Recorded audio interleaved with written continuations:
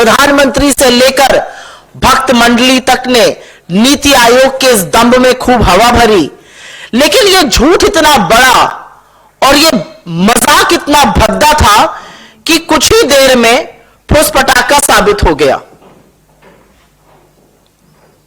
Multi dimensional poverty, बहुआयामी गरीबी जिसको कहा जाता है, उससे करीब 25 करोड़ लोगों को उबार दिया गया। सरकार का नया जुमला यह है, उठा लीजिए, इससे किसी को क्या समस्या हो सकती है? हम सब चाहते हैं गरीबी कम हो, हम सब चाहते हैं गुर्बत कम हो, हम सब चाहते हैं लोगों को रोजगार मिले, हम सब चाहते हैं लोग संपन्न हो। अगर सरकार का यह दावा मान भी लिया जाए तो इस देश में ना बेरोजगारी है, ना महंगाई है, ना भुखमरी है, ना आर्थिक असमानता है, सब चकाचक चंगासी है। लेकिन जमीनी हकीकत इस दावे के बिल्कुल विपरीत है। और इस जुमले में, इस गरीबी के कम होने वाले जुमले में 4 बड़ी समस्याएं हैं। ये जो जुमला, ये जो दंभ भरा गया है कि 24 करोड़ 82 लाख लोग गरीबी से उबार दिए गए हैं, इसमें 4 बड़ी समस्याएं हैं। उन चारों समस्याओं को संक्षिप्त में पढ़ देती हूं और उसके बाद उसमें डिटेल में बात कर लेंगे। अगर गरीबों की संख्या घट गई है तो कंजम्पशन मतलब उपभोग लगातार घट क्यों रहा है? आज आप और हम अगर ज्यादा पैसा हाथ में आता है तो खर्चा करते हैं, लेकिन लगातार उपभोग इस देश में घट रहा है। अगर सरकार की ही माने और गरीबी की दर 11.7% पर आ गई है तो सरकार 11.7% का मतलब हुआ कि इस देश के 140 करोड़ में करीब सिर्फ 15 करोड़ गरीब रह गए। तो सरकार की क्या मजबूरी है? किस मजबूरी के तहत आपको 80 करोड़ लोगों को मुफ्त का राशन देना पड़ रहा है? और यहीं से साजिश की भी शुरुआत होती है और अभी उसके बारे में बात कर लेते हैं। नीति आयोग ने किस थर्ड पार्टी से यह आकलन कराया? क्या इसकी पुष्टि आईएमएफ ने, क्या इसकी पुष्टि वर्ल्ड बैंक ने, क्या इसकी पुष्टि किसी थर्ड पार्टी ने की? और अंत में सबसे बड़ी समस्या इस जुमले के साथ यह है कि नीति आयोग ने गरीबी नापने के जो स्थापित मानक है, जो स्थापित मापदंड है, जो क्राइटेरिया है, जो दुनिया भर में इस्तेमाल होता है, उससे हटकर 12 मानकों पे गरीबी नापी गई है। और यह कितनी विचित्र और कितनी विडंबना की बात है कि उन मानकों में से ज्यादातर मानक वो हैं जो सरकार की फ्लैगशिप योजनाओं पर आधारित है। लेकिन कहते हैं ना कि झूठ की जिंदगी, झूठ की जो अवधि होती है वो बड़ी कम होती है। इस सरकार की पोल, इस सरकार के आंकड़े ही खोलते हैं। अभी थोड़े दिनों पहले एक ग्रोथ नंबर आया था, बड़ा सीना ठोक ठोक कर उस पर बात हो रही थी। उसी ग्रोथ नंबर पे, उसी जीडीपी नंबर में कंजम्पशन का भी डेटा आया। 4.4% इस वित्तीय वर्ष में कंजम्पशन की वृद्धि की दर है, जो 7.5% थी पिछले साल। मतलब उपभोग लगातार घट रहा है, उपभोग लगातार कम हो रहा है। और अगर इस सरकार की मानी जाए कि करीब 25 करोड़ लोग अब गरीब नहीं रहे, तो वो रोजमर्रा की दैनिक दिनचर्याओं की चीजें क्यों नहीं खरीद रहे? साबुन, तेल, कंघी, मंजन, ये सब तो दैनिक दिनचर्या रोजमर्रा की चीजें हैं। इनको बेचने वाली कंपनियां जो हैं वो हिंदुस्तान यूनिलीवर और आईटीसी जैसी कंपनियां हैं। और उस कंपनी की तिमाही दर तिमाही जो सेल्स हैं, जो बिक्री है, वो स्टैग्नेंट बनी हुई है, वो बिल्कुल उसमें शिथिलता है। मांग की मंदी उनके आंकड़ों में साफ दिखती है। ब्रिटानिया अपना बिस्कुट नहीं बेच पा रहा है। तो जब लोग कम गरीब हैं तो वो साबुन की टिकिया, सिर पे लगाने वाला तेल, मंजन, बिस्कुट क्यों नहीं खरीद रहे? तो साक्ष्य जो गरीबी के हैं वो सरकार के दावों के बिल्कुल विपरीत है। यह पहला पॉइंट रखना जरूरी है, क्योंकि मांग में आई मंदी साफ झलक रही है। और अगर आप ज्यादा संपन्न होंगे और कम गरीब होंगे तो आप ज्यादा चीजें खरीदेंगे, ज्यादा उपभोग करेंगे, जो इस देश का गरीब नहीं कर रहा है। 19% से ज्यादा गरीबों की संख्या घटकर अब मात्र 11.7% पर आ टिकी है। अच्छी बात है, भगवान करे ऐसा हो, भगवान करे कोई बिना अन्न और आहार के भूखे पेट सोए नहीं।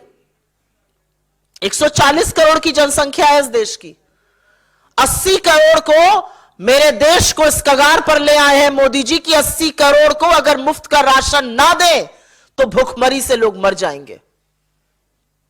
तो कहीं ना कहीं यह एक्चुअली पहल है इन 25 करोड़ लोगों को फ्री के राशन से वंचित करने की। यह साजिश, यह तैयारी शुरू हो चुकी है। राशन आपको देना पड़ रहा है 80 करोड़ को, कह रहे हैं सिर्फ 15 करोड़ गरीब है। यह कितना गंदा और भद्दा मजाक है, यह इनके आंकड़े दिखा रहे हैं। यह मैं दूसरी बात कहना चाहती हूं।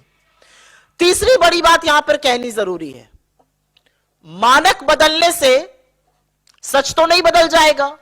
गरीबी नापने के कुछ तरीके होते हैं, उसमें से एक है कि क्या आपको पौष्टिक आहार, क्या आपको 2 जून का रोटी नसीब हो रही है।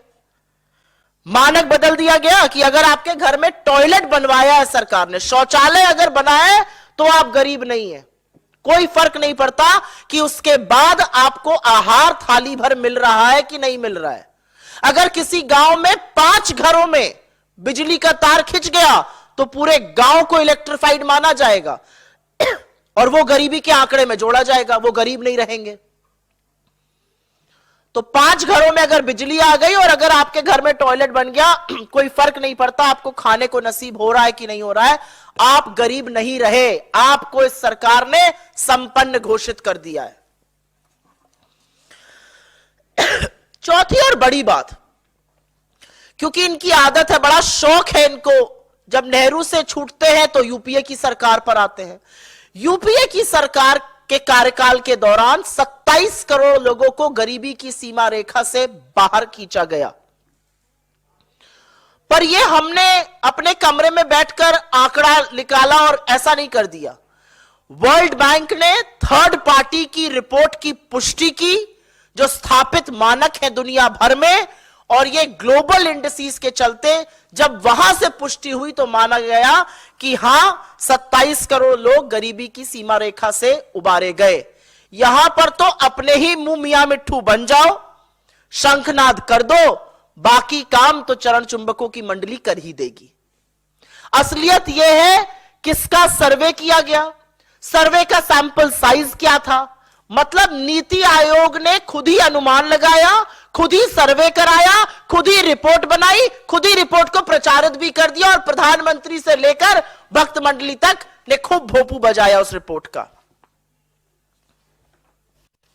और अंतिम बात, जो मूल मुद्दा है, जो लब्बो लबाब है इस पूरे गरीबी के आंकड़े का, असल में मोदी सरकार गरीबों का मखौल नहीं उड़ा रही है, वो आप जैसे समझदार मध्यम वर्ग लोगों का, बुद्धिजीवियों का उपहास बना चुकी है, इस देश का मजाक बना रही है। और कहीं ना कहीं सिर्फ आपको झूठ प्रचारित नहीं किया जा रहा है, खुद भी आंखों पर पट्टी बांधकर झूठ को घोटने का काम हो रहा है। और यह इसलिए हो रहा है क्योंकि इसी आंकड़े पर नीति निर्माण होगा, इसी आंकड़े पर योजनाएं बनेंगी, यही आंकड़ा बताया जाएगा अभी से लेकर चुनाव तक और अभी से लेकर बजट बनने तक, अभी से लेकर नीति निर्माण तक। और इसी आंकड़े के आधार पर साजिश रची जा रही है इन 25 करोड़ लोगों को उनके गरीबी के जो थोड़ी बहुत राहत सरकारें देती हैं उनसे वंचित करने की। यह साजिश है इन 25 करोड़ लोगों को जो सेफ्टी नेट भारत सरकार को देना चाहिए और देती है उससे निकालने की। इन गरीबों को ना सब्सिडी मिलेगी, ना फ्री का राशन मिलेगा, जल्दी ही ये इस सूची से बाहर निकाल दिए जाएंगे। सारी साजिश इसीलिए रची जा रही है। तो अंत में हम सिर्फ इतना कहना चाहते हैं कि गगनचुंबी इमारतों में बैठकर, एसी कमरों में बैठकर 4 लोगों को बुलाकर, भगवान जाने क्या सैंपल साइज था, भगवान जाने कहां सर्वे किया गया, क्या अनुमान लगाए गए, सरकारी योजनाओं के बल पर आपने एक सर्वे कर लिया, उसको रिलीज कर दिया। असल में यह 10 साल की मोदी सरकार की विफलताओं का सबसे बड़ा प्रमाण है कि जब आज देश चुनाव के मुहाने पर आकर खड़ा हुआ है तो ना आर्थिक असमानताओं का, ना बेरोजगारी का, ना महंगाई का, ना गरीबी का, ना गुर्बत का समाधान ढूंढना पड़ा सरकार को, झूठ का सहारा लेना पड़ रहा है। पर आप कितने भी झूठ रच लीजिए, कितने भी झूठ बोल दीजिए, यह देश जुमलों से वाकिफ है।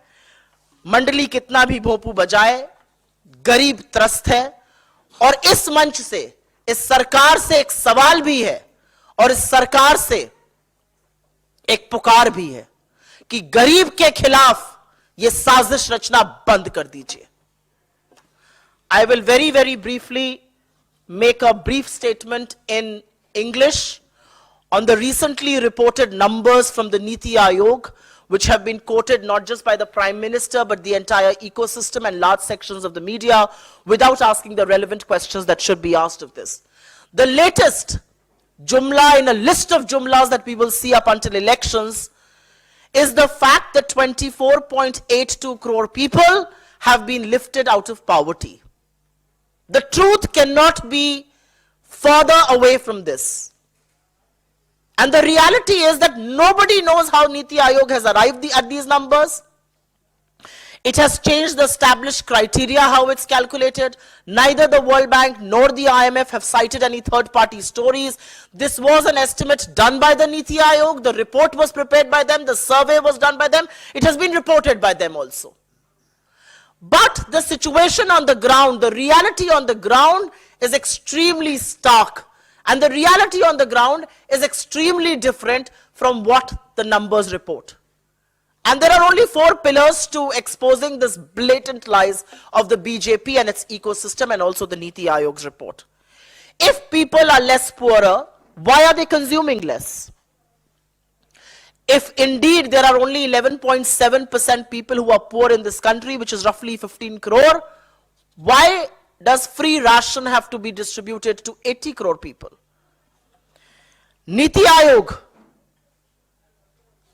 has not taken help of any third party. Neither the World Bank nor the IMF have supported these numbers. And why has the Niti Aayog done away with the established criteria how poverty is calculated and tracked worldwide? So let's begin with point number 1, and very briefly, consumption in this country is down to 4.4% from the previous fiscal of 7.7%. Why? Because people are buying less. Anybody who's better off, anybody who's less poorer will buy more. And especially things of FMCG, the fast-moving consumer goods like soap, like shampoo, like oil, like toothpaste. But companies who make those products like HUL or ITC or Britannia who sells biscuits are constantly reporting stagnant sales growth. If people are better off, if people are less poorer, why are they not buying these things? Why is consumption so low? Consumption, which is 60% of our GDP.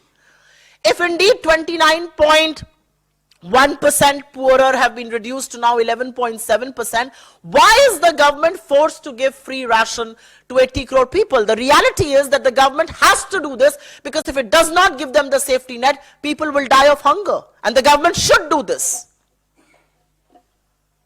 Why have criteria been changed? Multi-dimensional poverty index essentially says that if a toilet has been constructed, it doesn't then matter whether you have access to food and nutritious food, you are no longer poor. If 5 households in a village are electrified, the village will be considered electrified. You are no longer poor. These are the loopholes in this report.